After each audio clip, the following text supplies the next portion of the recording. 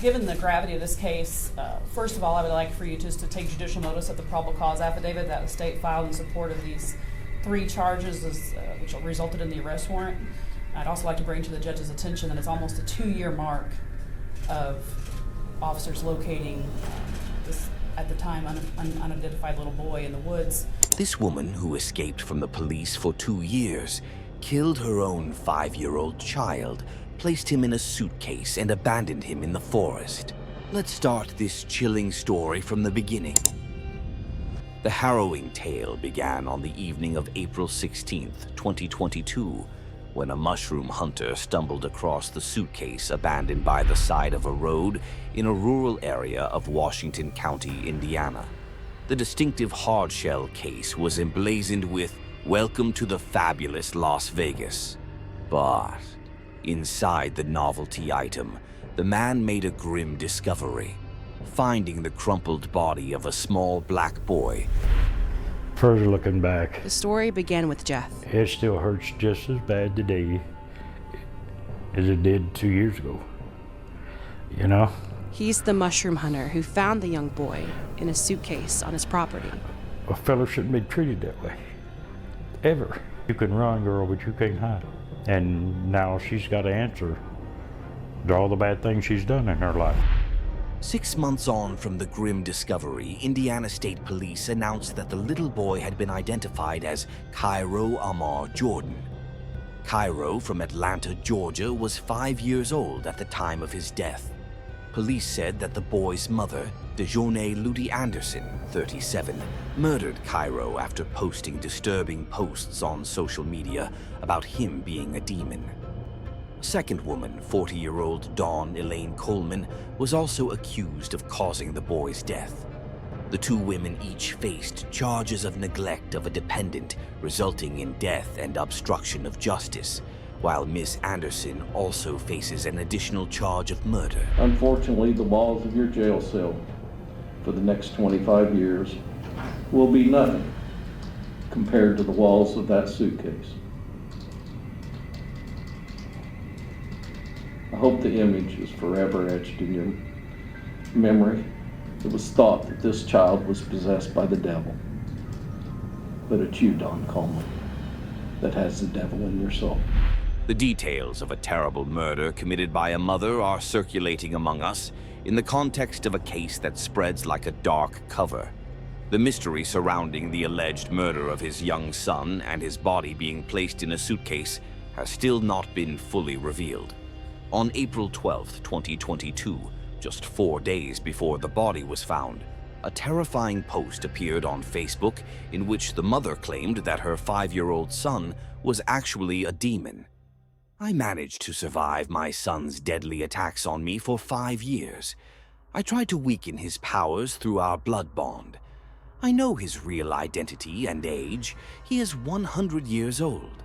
This message, which he wrote, "I need help," is full of mystery, and a chilling message he shared the day before the body was found, saying in part, "This is an absolute demon in a child's body," has stuck in our minds. Following her arrest in March 2024, Miss Anderson appeared in court to hear the charges against her on the 25th of April. Appearing in an orange jumpsuit, she named herself a princess who was representing the entity of Dejournay Anderson. She told the judge she was 63 years old. Do you intend to hire a lawyer, or is someone likely to hire a lawyer for you? I want to file a motion for self-representation. You understand if you do that, you are required to conduct yourself as a lawyer to be able to board our potential jurors, to abide by the rules of evidence, to abide by the rules of procedure. I do understand. I have a master's in history, That doesn't give you a law degree. but I do understand how to read procedures and understand the court procedures. Right. Just because you represent yourself, that doesn't ensure yourself a good lawyer, you know. That's a personal opinion, but I understand. Make your request in writing. Okay? I will, most definitely. Uh, Can you give me at least just like 5 days and I could get it I to you? could certainly give you 5 days to do that. I think what my intention would be, let me ask you this. Can you afford a lawyer? It's not that I can't afford a lawyer, it's that I want to do self-representation due to, I understand the nature of my case, and I understand that this is my life on the line, and I do understand that there are things that involve my case as far as the evidence that I hold, which is Q classified evidence, which should be turned over to Judge Advocate General Courts immediately, if possible. Because my case involves other cases that are open currently with Judge Advocate General Courts, as well as federal investigations that are open. Well, if the Judge Advocate General approaches us, we'll address it at that point. Okay. How about I appoint you standby counsel? Oh, no, thank you. Thank you. All right. You make your written request. I need to advise you, you have a right to a speedy public trial by jury in this county. You have the right to face all witnesses against you, see, hear, question, and cross-examine those witnesses. You have the right to have witnesses brought into court to testify on your behalf, and at your request, the court will issue subpoenas requiring those individuals to come into court to testify on your behalf or to bring evidence in. You have the right to have the state prove you guilty beyond a reasonable doubt. You have the right to remain silent. You cannot be required to give any testimony or make any statements against yourself to anyone. You do have the right to be heard in your own defense at any hearing or trial concerning the charges against you. Anything you say, however, may be used against you. Do you have any questions concerning your rights? No, I do not.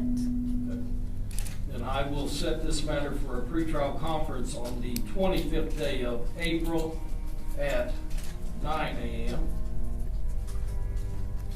A trial date of the 6th day of August of this year at 8:30 a.m. and an omnibus date of June 15th. Do you have any questions at all? No, I do not have any questions. You'll sign this reappearance slip. We'll discuss the issue of bond. Ms. Hunt, what's the state's position? Yes, Your Honor. Given the gravity of this case, first of all, I would like for you just to take judicial notice of the probable cause affidavit that the state filed in support of these 3 charges, which resulted in the arrest warrant.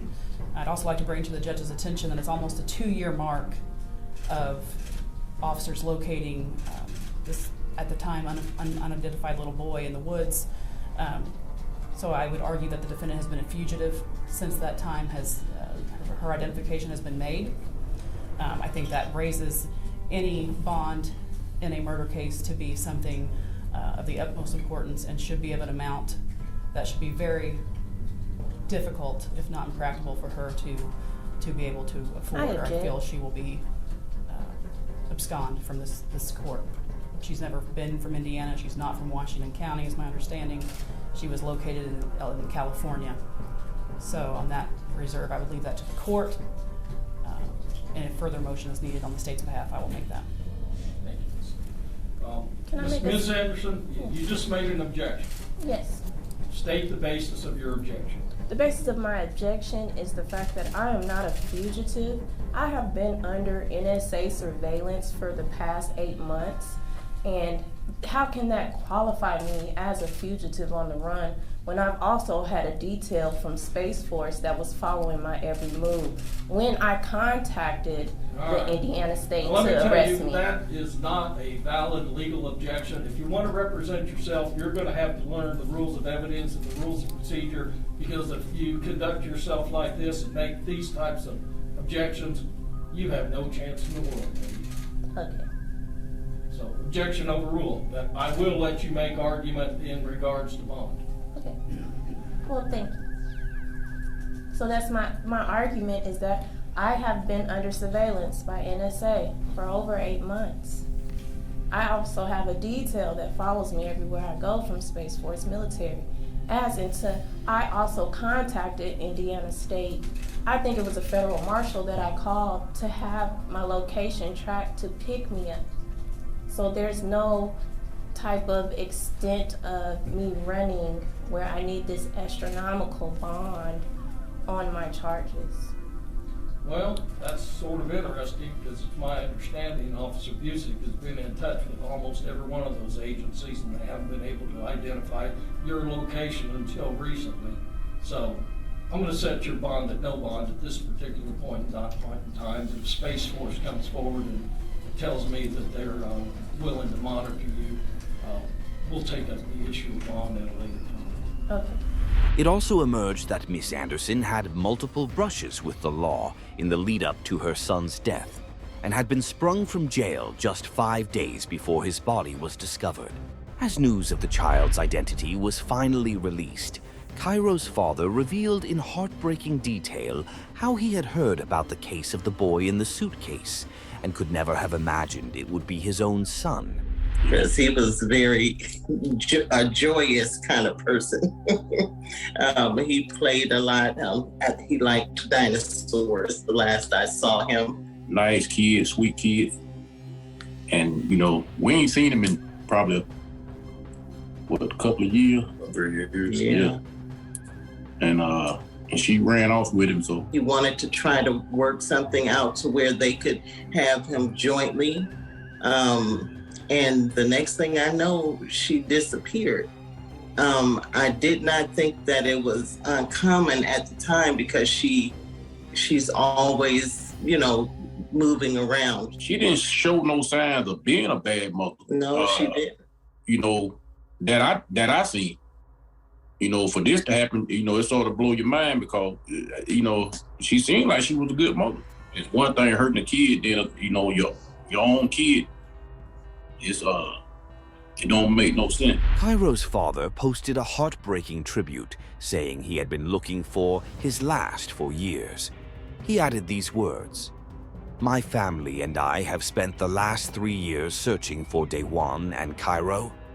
He took her away at the beginning of our custody battle in 2017 and threatened to call the police on me because I came to pick her up on the agreed weekend," she said. "He never showed up to court, and it kills me because that weekend was the last time I saw my son. I swear you don't know the pain. I feel defeated as a father. That was the only thing I was afraid of in this world." He said he felt sick to my stomach when he learned that the child in the news was his own child. "Son, when I told you I was sick to my stomach, everyone knows how I am about my kids, and I never thought I would get this call today. It's a parent's worst nightmare." He couldn't stop his tears as he added his words.